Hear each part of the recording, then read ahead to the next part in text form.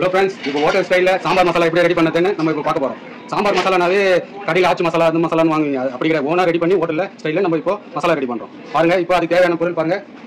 கடலப்பருப்பு 1/2 kg, துவரம்பருப்பு 1/2 kg, உளுந்து 1/2 kg, 200 பூண்டு, ஒரு 200 ராரைஸ் பச்சரிசி, சில்லி இது ஒரு 400 chilli, red chilli, Kashmir chilli கலருக்காக ஒரு 100 கிராம், கறிப்பிலை, தனியா 1/2 kg 1.5 கிலோ தனியா, அப்புறம் பெருங்காயம், கோகனட் ஆயில், கிரேட் பண்ண கோகனட், ஜீரகம், மிளகு, வந்தியம். இப்போ ரெடி பண்ணுறோம் பாருங்கள்.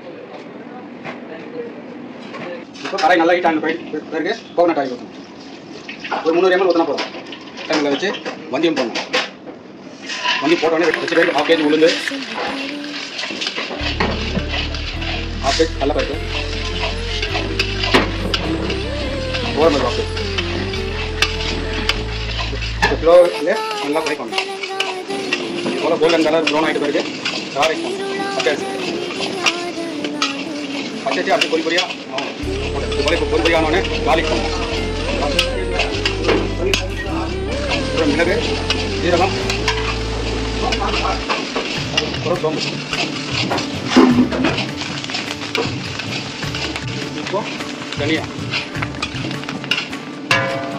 ஒரு 3 நிமிஷம் அப்படியே நல்லா கலரி கொடுத்துட்டே இருக்கணும். அப்போதான் நல்லா ஃப்ரை ஆகும்.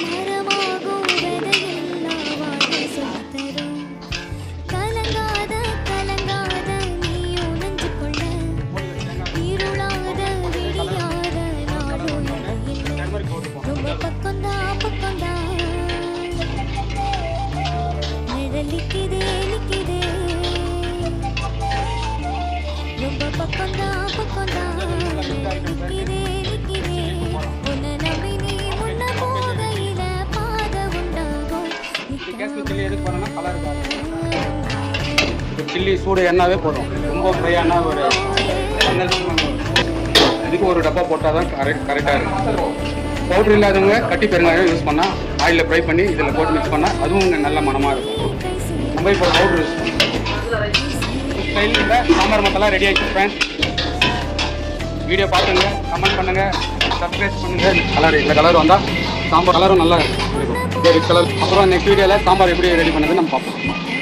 சாம்பார் போட்டோடனே இந்த சாம்பார் மசாலா ரெடி பண்ணுமே, அந்த சாம்பார் மசாலா போட்டோடனே நல்லா கொதிக்கணும்.